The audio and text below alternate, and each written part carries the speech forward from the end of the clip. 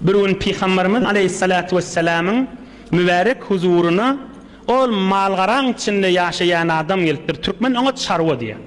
Çarvada yaşayan adam saç takkalı daraqsız, saç takkalı todollu gelip anırdan dungur köplek geliyen mamali yöne kefin düşemizak diye.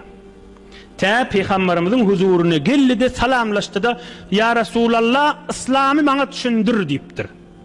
Bir malgarada yaşayan çarva adamda Medine'ye gelenini sahabalar beğenyenmiştikle. Acaba zat sorar biz de eşitip hayırlanırsın. Şimdi ne soradı? İslam'dan soradı. Peygamberimiz Aleyhissalatu vesselam aydıptır 5 vakt namazına qayım dur deyiptir. Ol aydıptır hel aleyye gayruhunne şu 5 vakt namazdan başka okuymalı namaz var mı deyiptir. Peygamberimiz Aleyhisselam aydıptır la illa en tetavva nefil okuymasan yok deyiptir. 2 dönün çap 4